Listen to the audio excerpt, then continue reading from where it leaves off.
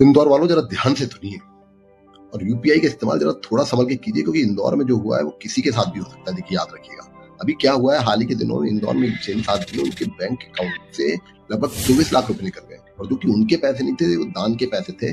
समाज के लोगों ने उनको अमानत के तौर पर दिया। कुछ दिन पहले पता चला कि उन्हें अकाउंट से पैसे निकल रहे हैं। एक बार नहीं, पूरे 6 बार करके 24 लाख रुपए निकले। और इसमें सबसे चौंकाने वाली बात पता है क्या है? कि एक भी ओटीपी नहीं आया, कोई लिंक नहीं आया, कोई मैसेज नहीं आया, कोई सस्पिशियल कॉल नहीं आया। अब ये हुआ कैसे? देखिए, इसकी जांच चल रही है। बट अब समझने वाली बात ये, और आपको और मुझे चौंकाना रहने वाली बात ये है कि आजकल साइबर ठग सिर्फ ओटीपी डिपेंड नहीं कर रहे हैं कि ओटीपी आएगा, ओटीपी पूछेंगे या कर लेंगे।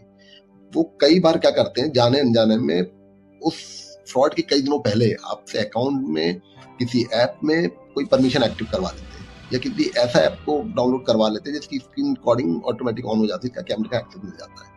तो हो सकता है जी के साथ भी यही हुआ हो कि उनके बैंक अपडेट केवाईसी की मदद के नाम पर कोई छोटी सी परमिशन दिलवाई और वहीं से छोटी सी गलती इतना बड़ा नुकसान हो गया। और जब उन्हें समझ में आया कि इतना बड़ा अपराध उनके साथ हो गया है, मामला इंदौर साइबर सेल के पास पहुंचा है, जिसकी ऑलरेडी साइबर सेल जांच कर रही है। लेकिन अब एक बात सोचिए, अगर ये किसी साध्वी के साथ हो सकता है, तो आपके, मेरे और हमारे माता पिता के साथ क्यों नहीं हो सकता है? तो हमें इसके लिए क्या करना होगा? हमारे पेरेंट्स, क्योंकि वृद्ध हैं, उन्हें समझाना होगा कि कभी किसी फोन पे यूपीआई, ओटीपी या पिन पूछता है तो उसको बिल्कुल नहीं बताना है।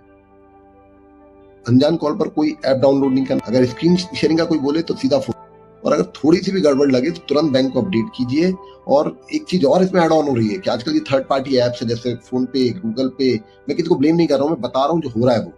इनमें क्या होता है कि कोई दूसरे का अकाउंट नंबर लिंक होता है, उससे भी पैसा चला जाता है। तो इससे भी थोड़े बच के रहना पड़ेगा, क्योंकि आज ये कहानी इंदौर की, कल किसी और शहर की भी हो सकती है। बस सतर्क रहिए और थोड़ी सावधानी से पूरे ट्रांजेक्शन कीजिए, क्योंकि टेक्नोलॉजी हमारे जीवन में थोड़ा सा रिस्क जरूर लेके आ रही है। अगर हम सतर्क नहीं है, हम समझदार नहीं है, लेटेस्ट डेवलपमेंट से अपडेट नहीं है, तो हमारी ये टेक्नोलॉजी थोड़ी सी नेगेटिव साइड पे जा सकती है।